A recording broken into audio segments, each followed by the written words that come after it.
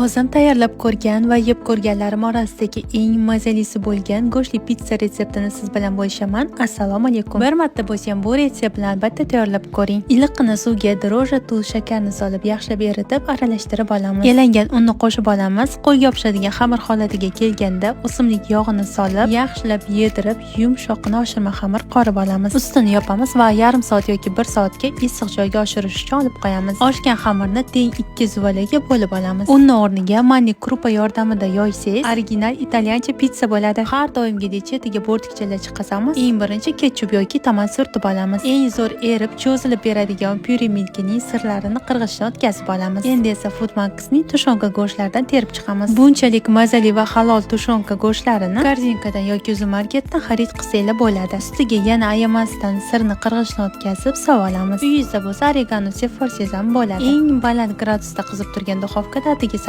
daqiqa davomida pishirib olamiz. Yoqimli ishtaha.